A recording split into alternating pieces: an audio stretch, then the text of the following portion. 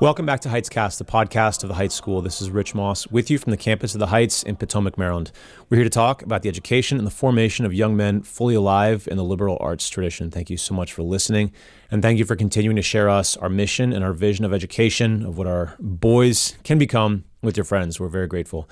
Today, I am very pleased to share with you a lecture offered at this year's Art of Teaching Conference by Dr. John Cuddeback. Dr. Cuddeback is a professor of philosophy at Christendom College, where he has taught for 25 years. He lectures widely on topics including virtue, fatherhood, friendship, and household, and his professional writings appear in various academic journals and books.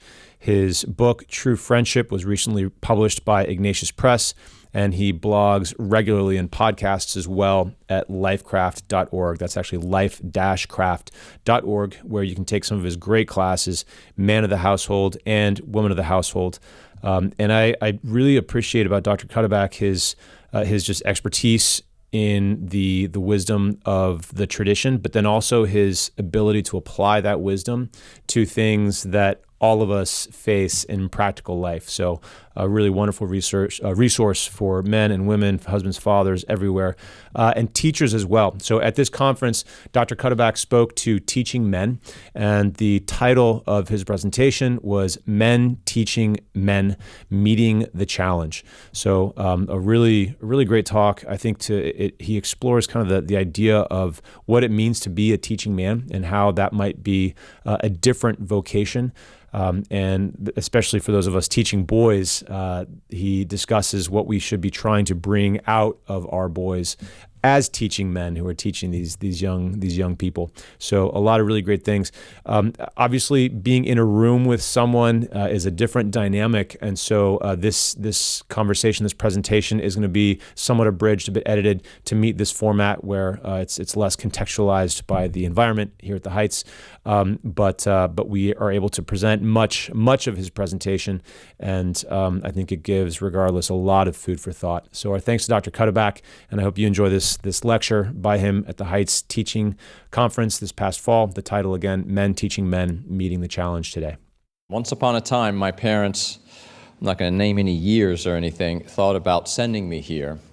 I was in Howard County, and it was just a little too far. So that never ended up coming to be. But in any case, I had great respect for the Heights from afar for many years, and so this is my first kind of a real visit here, which has been a real joy. Which I just have to share this funny anecdote. So the got over a little bit late this morning. Wanted to sit in on a class. So I fortunately saw Rich down here and said, well, is it okay if we go to a class? So he said, yeah, we'll go up to Alvaro's class. So we go upstairs, and we, first of all, we started to go in one door, and I think people started to stand up, but we didn't go in, and they sat back down. Then we went over to the other door. We just full on went in together, and all the men jumped up. And so I got to tell you that the quick, you know how many things can go through your mind in quick succession. The first one is, they think I'm going to attack Alvaro, and they're all just, bam, just jumped up. They're going to take me out right here. It then immediately moved on from there, just like, actually, I think this is a sign of respect. I'm like, wow, Rich, I knew you're the guy around here, but holy mackerel, that when you come into the room, I'm glad I'm with you. Then I realized, wait a second, I mean, I don't know, maybe that has something to do with the fact that I'm coming into the room right now. In any case, it was a beautiful thing to see. Part two was that I was coming down the hall here. I talk with my colleagues a lot about the issue, and talk to anyone who will talk to me about it, about the issue of manners, especially among young men. And I'm very sensitive to it.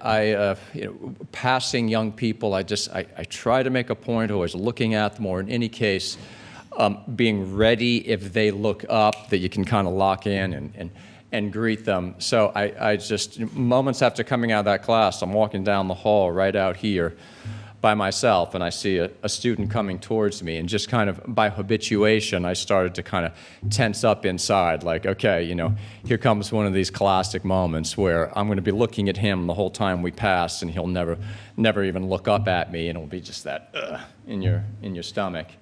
So he's coming towards me, he just tosses off a, "Good morning, sir." Thought, wow, that's beautiful. In any case, God bless whatever it is exactly that's going on here. Men Teaching Men, meeting the challenge today. We're going to spend most of our time thinking at the level of principles, and I do philosophy, but I do it with the conviction, as Richard Weaver said, ideas have consequences. Philosophy's very important. It matters. It changes how we live. That's the way that it's supposed to be. And that we're going to spend some time here thinking together about principles is very important in view of the very topic that we have before us. In fact, it's illustrative of a key aspect of masculinity, a much underappreciated aspect. If I may go very philosophical on you, to be human is to be rational. Rationality is what most makes us what we are, most defines the human way of being. We live in a deeply anti-rational age. This is a very good angle from which to understand what is wrong with the world. We reject rationality in favor of emotion, in favor of subjective feeling, in favor of doing what we want. There's so many ways we could illustrate this. Mercy's sake, just look at what we just saw unfold, even with some very happy aspects of it in our politics. The way that politics is carried on, where's the rationality? It's just kind of yelling things, yelling sound bites, making assertions. It's very far from rational. Rationality is a power of conforming to reality. If we conform to reality with our reason, that's the basis then of being able to bring our desires and our appetites into conformity with reality. But we don't want to do that today. We want to be able to do whatever we want to do. So we set aside rationality. We reject rationality, which is always immediately and necessarily a rejection of masculinity. They always go hand in hand. The world suffers from a dramatic privation, I suggest, of masculine rationality today. What men should exemplify has become quite rare. Namely, this is my shot at how to put this, a principled, well-considered, clearly articulated approach to life and to crafting a good life according to the truth, both naturally knowable truth and divinely revealed truth. I'll say that again. This is what men, I suggest, should exemplify. A principled, well-considered, clearly articulated approach to life and to crafting a good life according to the truth, both naturally knowable truth and divinely revealed. So I'd like to try to do that together briefly here this afternoon, and do it in the vein of thinking about teaching, especially men teaching men. And if what I've just suggested is true, then we're already, by doing so, well on the way to seeing exactly what we need to do and what we need to pattern for other men. So let's be rational together here and give it our best shot. So I begin with a principle here about education, it's really the main principle that I'd like to reflect with you on. I was very honored to be given this topic. It's a tough one because there's so many different ways you could go with it, and I'm going to share with you, very directly here where I've decided to go. I have a handout. If you don't have it, that's okay. But I think you're going to appreciate being able to peek at some of these quotations. My first quotation is the foundational one. It goes right to the heart of the worldview of Aristotle and Plato. In Aristotle's Nicomachean Ethics, here he is referring with reverence, though he disagreed with Plato when he thought he needed to, he was a very reverent student, and there is no Aristotle where there is no Plato. That much is sure. Hence, we ought to have been brought up in a particular way from our very youth. As Plato says, you just kind of feel his heart saying, my teacher. So as both to delight in and be pained by the things we ought. For this is the right education.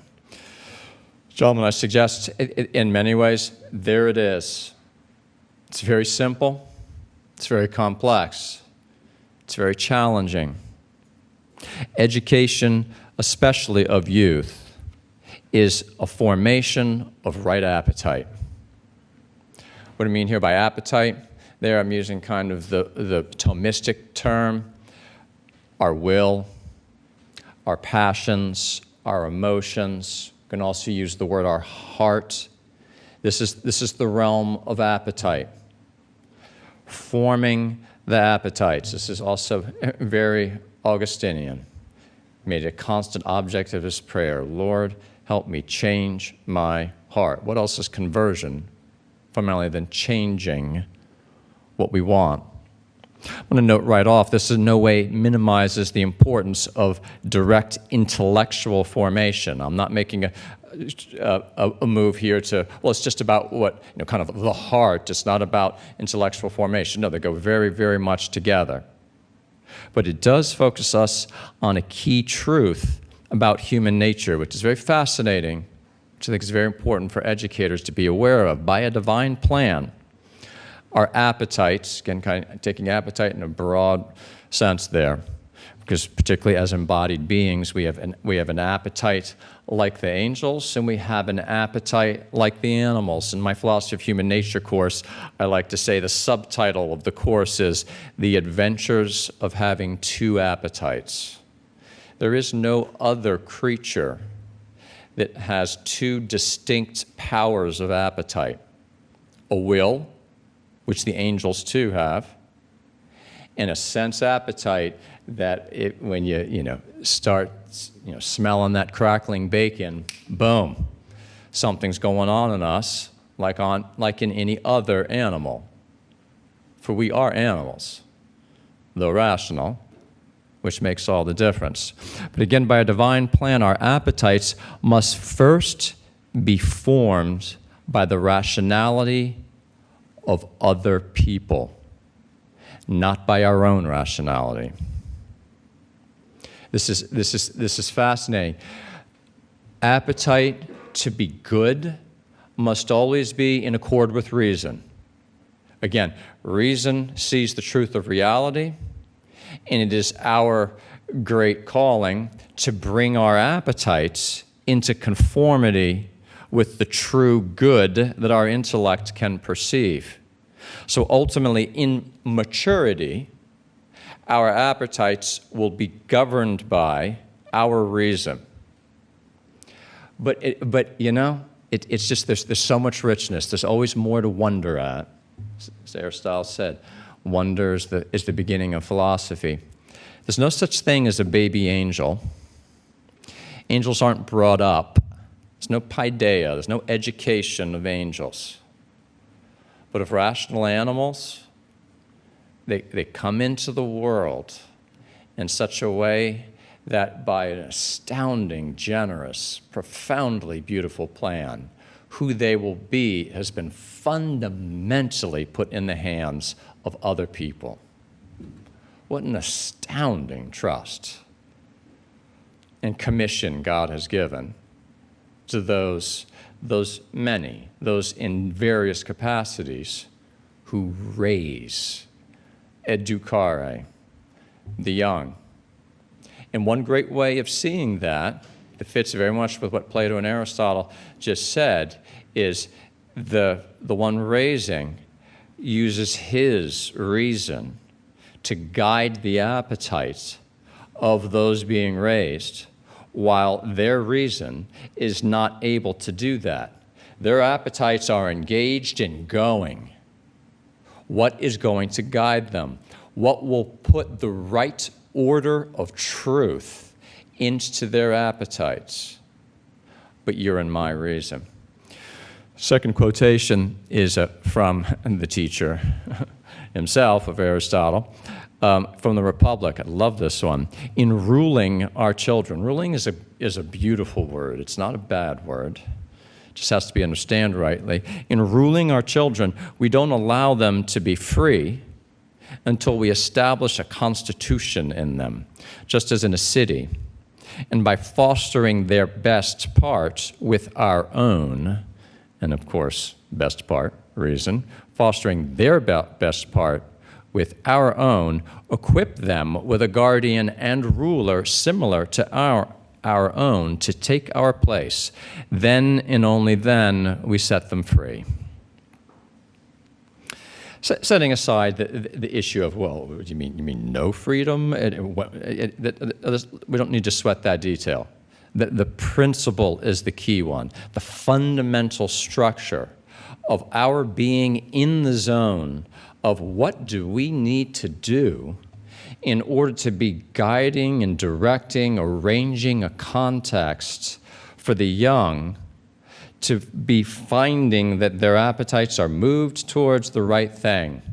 To them, it will, if we do it well, it will seem very natural, and indeed it is natural, because indeed it will be bringing out exactly with what by nature they most were inclined to desire anyway. Good education is always about bringing out what is natural. Aristotle's the master of talking about nature and seeing how astoundingly well designed it is. Human nature is good, and the natural inclinations of our appetites are good, even if in through Christian theology we say there's a damage post-fall, absolutely. But human nature itself, the inclinations of it are precisely what we are trying to bring out and to appeal to. Well, what an astounding art it is to do that. What it takes, and I suggest herein is in many ways the heart of what men do. In this astounding aspect of we're always made for relation, our life is never fundamentally about ourselves. The more we come into our full powers as a man, it's like, now we're ready to do the utterly incomparable of help others grow into that same astoundingly beautiful virtue or excellence. So I want you to think in terms of education as forming what they want, forming what they enjoy, as Aristotle puts it, forming what they enjoy and what pains them. If one finds good things enjoyable and one is pained by things that are, as Aristotle would say, truly painful, then we have succeeded. This person is going to live a good life. Here's my plan. 3 ways that the desire or appetite of boys should be formed, and then some suggestions as to practical means of doing so. So I'm just going to choose 3 things and say we should form boys to desire. Give you 3, then make a few suggestions as to practical means of doing so, and I certainly hope we'll have time for discussion, questions. So the 3 I'm going to suggest, to no great surprise here, to be fathers, to be men of character, and to be wise and capable articulators of the truth. So again, my 3, to be fathers, to be men of character, to be wise and capable articulators of the truth. And we might think, well, don't boys naturally want this? Well, here's again the beautiful thing, that it is natural for them to come to desire these things. But the way I'd put it to you this way, again, by an astounding plan, nature needs our help. As well, I loved the point, Austin, from earlier of Cicero. Virtue is what's most attractive. It's definitely what's most objectively attractive. But there's this little wrinkle here. Virtue needs our help in getting onto the stage, in making its appearance to the boys. To the extent that we succeed in showing it to them, any teacher, by the grace of God, has seen this. You see the boy come alive at that moment where you just see this. I mean, how to put into words, he's seeing himself. Maybe it's in this story of a man where he says, of course, that's me. Nature is speaking in him. We, the teacher, just aided nature, as it were, aided virtue in coming on to the stage. So this is the good news when we realize, okay, these things, it is our job to bring them to desire, are things that they are naturally inclined towards, but that doesn't mean that this is going to be easy. Indeed, it's going to take quite an art still to do it. So, about fathers. Preliminary point about fatherhood and motherhood. Fatherhood and motherhood are ways of generating the human good. True fatherhood, true motherhood is always about generating the human good. Both, in their true form, are always generous, other-centered, beautiful things. They're ways of giving. They're ways of serving. Who could ever have made up such a thing as fatherhood and motherhood other than God himself? They're Miranda. They're things to wonder at. Fatherhood is the fulfillment of the masculine mode of being. In other words, every male human being is designed to be a father, is naturally inclined to be a father, to generate the human good in a masculine mode. That's what fatherhood always is. It's a way of generating the human good, and it's a generating of it in a masculine mode. Beyond the most obvious first form of generating persons biologically, which of course is the first analogate of what we call fatherhood, now you're a father. If you have generated a child, you are obviously now a father. You've generated a human good. But fatherhood has three major modes of crafting the human good further, which then, when one has generated biologically, of course, this is where the rubber meets the road. We could easily find ourselves saying, do you think you're a father now just because you've generated a baby? What really makes you be a father? It's these further modes of crafting the human good, especially in the mode of education. Teaching, providing, protecting is a trio that's often given as kind of three major modes of crafting the human good. Teaching, providing, protecting. There's teaching, providing, and protecting that is done in a feminine mode also, but there's absolutely a masculine mode. And again, I'm going to just have to avert to some of these things and we just and move on. Men are naturally endowed for being fathers. It can be easy to miss this, though, and here's this fascinating aspect of what's natural can be hidden. If we live in a culture, if we live in a culture that by its bad practices undermines masculinity, that will make it much harder for us, all of us, in this culture to even come to discover what it is to be men. This is in a sense obvious. It's also helpful every now and then to stop and recognize this. We have a crisis of masculinity, and a big aspect of seeing that crisis is we don't know how to think about men.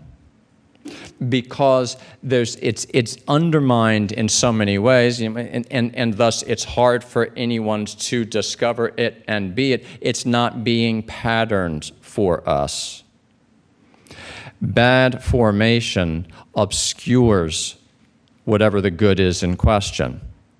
So again, education. We're going to try to bring out the truth of what's really there about what it is to be masculine. Men naturally are inclined towards, I want to say have an ability, but it's an ability that has to be brought out. It's more of a potentiality to reason about the whole in terms of universal principles. This is the correspondence of what I said earlier of the kind of masculine rationality that we're missing. Men are naturally inclined to be able to do this. But that has to be brought out. It has to be cultivated by paideia, educare. You've got to be bringing out their real masculinity, where they'll discover, yeah, I was made for that. I can do this. Again, this tendency has to be cultivated. And further, it ultimately also has to be balanced. Sidebar, but worth mentioning. As a man comes into his maturity, he begins to realize, again, by an astounding plan that's always better than we've realized, the more we discover, the more we realize this is absolutely amazing, is that he actually has to learn much in order to use his reason the way he's endowed to. He has to learn much from the feminine. In marriage, obviously, that primarily means learn from his wife if he's going to be able to exercise his reason well, the way that nature is calling him to, and supernature, I suggest. He's going to have to learn much from his wife. What an amazing masterpiece it is to be able to do this. Who could have made up marriage? The difference always remains. You always want a man to be manly and the woman to be womanly, and there to be this complementarity, but at the same time, they're learning from one another and becoming more like one another. Ultimately, the masculine ability to reason about the whole in terms of universal principles should be most focused on what? Crafting the human good. On crafting the human good. This is especially what our natural inclination, our natural ability, potential, even say excellence in using reason. Masculine rationality should always be practically, most of all for what? Crafting the good life. Helping people become virtuous. What's the great antithesis? Again, I'm raising difficult issues, and I'm just going to kind of leave them there and apologize. What's the great antithesis? Success conceived in terms of lower goods. But I'd say particularly, it's going to be a little bit out there perhaps on saying this, men who focus more on crafting things than on crafting people. And if that isn't ever the danger of our age, we're telling our boys from the time that they're young, that what's your job going to be? What's your business going to be? What are you going to do to go out there and succeed? As though fatherhood is somehow peripheral, as though the whole realm of crafting communities, crafting virtue kind of gets slipped in there somewhere along the way. Masculine rationality implies people over things, and it's always most of all about crafting virtue, not crafting things. And that's a distinction with a meaning, and it makes a very big practical difference. John Ruskin once wrote, threw that quotation in there, though I couldn't find the original, so I paraphrased it, it's close. We give so much attention to the forging of things and very little attention to the forging of men. Second thing that I am suggesting we need to form the boys to want is to be men of character. Quotation number 3. This is why I love reading Socrates. meaning about Socrates. You are wrong, sir. Just here's the kind of thing where I say, men of character, you are wrong, sir, if you think that a man who is any good at all should take into account the risk of life or death. He should look to this only in his actions, whether what he does is right or wrong, whether he is acting like a good man or a bad man. Another one from Socrates in the Apology. And if I do not think he has attained the goodness that he says he has, I shall reproach him, because it attaches little importance to the most important things and greater importance to inferior things. This is a man of laser vision about what matters or not. Throw in Robert Bolt here, Man for All Seasons. I don't think we necessarily can say this is St. Thomas More said it, but it's such a great line. When a man takes an oath, Meg, he's holding his own self in his own hands, like water. And if he opens his fingers, then he needn't hope to find himself again. Some men aren't capable of this, but I'd be loath to think your father is one of them. What does it take to make a man who more than anything wants to be a good man? What does it take? If, as that quotation suggests, some men are not capable of this, I would suggest it's not because they were naturally incapable.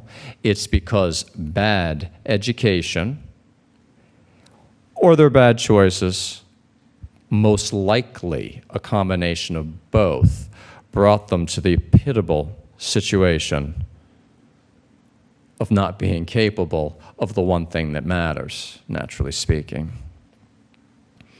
Go on to the third, to be wise and capable articulators of the truth. Well, the cool thing is this goes very much hand in hand with the other. Man's fatherhood, man prioritizing, it's about being a good man. It's about that transcendent good of moral integrity.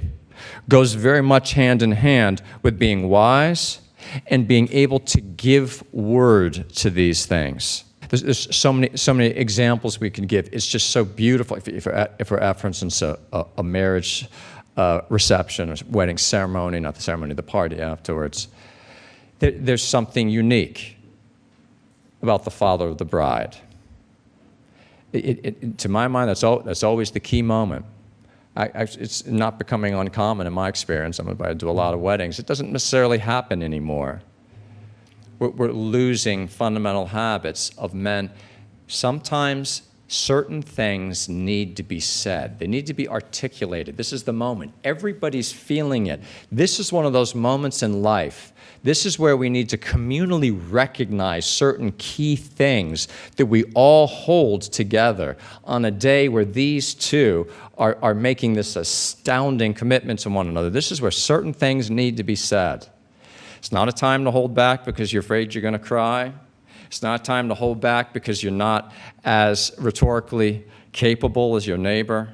This is a time for men to say the things that we hold to be true together and to articulate it well, the best they can. It's so countercultural and out of the ordinary for men to do this. Practical approach. This is going to be short, but I have 4 quickies on suggestions for how to bring it about that they come to desire those things. 1, pattern by example. 2, protect from contrary influences. 3, utilize the power of great art. And I mean that by the arts in the broad sense, stories, poetry, music. 4thly, guide by direct articulation. So again, my 4 suggestions are pattern by example, protect from contrary influences, utilize the power of great arts, and guide by direct articulation. So you don't need me to say this is obvious, and it's been, I think, well brought out in some very fine presentations. I wish I was able to hear more of the importance of our leading by example. but maybe linger for just another moment on that. I ask you, simple little exercise, who's the teacher that most moved you, that made the biggest difference in your life? Was it most of all because of the content of what he was teaching, or his method of teaching, or was it because of the man that he is? It's just so obvious, especially with men. 9 out of 10 times it's going to be squarely, I think, because of who we are. What an amazing divine plan. An astounding and highly intentional plan. You and I have the motivation to be the men we're called to be by this simple truth. Those that we are forming need us to be that. Thank God for this extra call for us to recognize, do I put fatherhood first? Do I put moral integrity first? Is success for me most of all in being a good man, as it was for Socrates? Am I prioritizing wisdom and the articulation of it? I now have all the more reason. If that's who I am, young men will look at us and they will see what God wants them to be. Protect from contrary influences. Key principle, the no is necessary in order to nurture the yes. The no is only as strong as the yes that grounds it. This is one of the hardest things of raising children today. In my experience, we often have a sense of, oh my goodness, we've got to say no to this and no to this, and rightly we do. But it doesn't work unless it is firmly grounded in a very strong yes. So it's always worth our remembering that are we articulating, are we living, are we patterning, are we showing forth the yes of who we want them to be? This is the foundation for now as protector. I'm going to do something that's not going to be popular, but I'm going to say no to this and no to this in view of this yes. And son, if you don't see that right now, I stand before you to tell you I do. And not on my watch. I mean, what are the things going to be? The dehumanizing effects of digital technologies and all the habits and life patterns that grow from them and enshrine those technologies in our lives. We're going to have to figure out certain ways to say no to those things. The cult of physical power, as though that's where manliness is more going on. The cult of financial success, which I think wheedles its way into our own patterns in ways that we're perhaps not familiar with. I go to my third, utilize the power of great art. You know, I loved the presentations earlier, both of which brought out very nicely the importance of great stories. You know, what made Junipero Serra be that man who said, I don't want to just stay here and be, you know, in this school when these other things here need to be done. But simple stories that bring this out. This is like unto patterning it for us, this manhood for them ourselves. But there's this whole greater aspect, of course, by being able to point to those who pattern it much better than we do. Poetry to stir the soul. I'm going to just kind of leave that in reverent silence, and I want to say something that I think is under considered, and that's music. Very quickly, my quotation number 7 is one of my favorite quotations from the Republic. Aren't these the reasons, Glaucon, that education in music and poetry is most important? Because rhythm and harmony permeate the inner power of the soul more than anything else, affecting it most strongly and bringing it grace. So if someone is properly educated in music and poetry, it makes him graceful. But if not, then the opposite. Second, because anyone who has been properly educated in music and poetry will sense it acutely when something has been omitted from a thing and when it hasn't been finely crafted or finely made by nature. There's so much in that sentence. And since he has the right distastes, he'll praise fine things. Note that's that language of forming their taste, as it were. He has the right distaste. He'll praise fine things. He'll be pleased by them. He'll receive them into his soul, and being nurtured by them, become fine and good. He'll rightly object to what is shameful, hating it while he's still young, and unable to grasp the reason. This next clause. But having been educated in this way, he will welcome the reason when it comes and recognize it easily because of its kinship with himself. Deep waters in the mind of Plato and Aristotle and other great thinkers, that music, I'm just cast in this vein, and then we'll leave it. Music is a gift of God that enables us to be able to convey things in an absolutely unique, irrepeatable way that goes into the soul and is moving the soul and body, which, if good music, is preparing the soul. While, as they say, you don't understand, but it's moving you in accord with reason. So then when you do see the reason, maybe you've seen students like this. It's not just music, but it's a certain kind of background where they say, oh, yes, of course. Wrapping up, the man who engages in illicit sexual behavior will be reproached as untrained in music and poetry. I just a very quick sidebar on chastity. They actually thought good music is one of the tools in your toolbox to help young men become chaste. Chastity is a key way that a man accommodates himself to reality, accommodates himself to women. Chastity is to live in the truth. There's so much, of course, to be said for how foundational it is for everything masculine that we've talked about is protected and nourished by chastity. So just note here this in the context of their noting that temperance, we need to be constantly asking ourselves this, but there's music that helps towards temperance. And I need not say, unfortunately, the vast majority of what our young people listen to is going the exact opposite direction. The last one is just guide by direct articulation.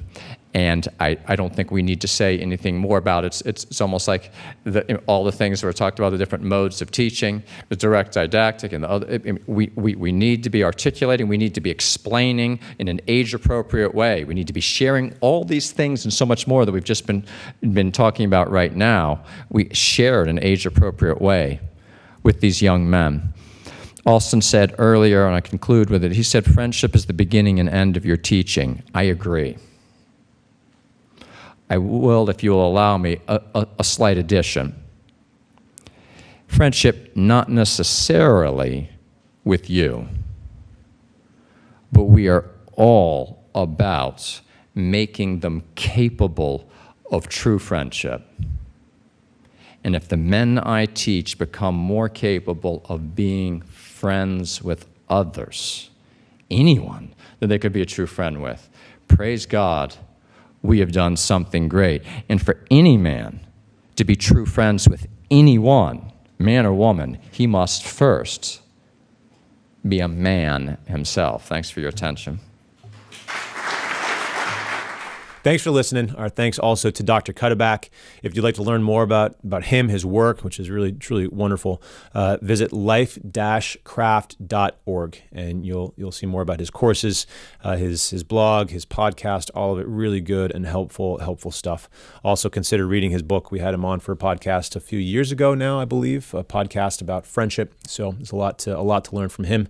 To follow him online and then take what you see there and put it into real life. To support the work of the Heights with its unique approach to education, its approach to the liberal arts, to being a teacher, to helping these young boys become men fully alive, to support this mission at this particular time in our history, do visit heightsforum.org. Click on support. Everything you do is incredibly important and so very appreciated. We thank you. We thank you also for listening. We'll talk to you next week.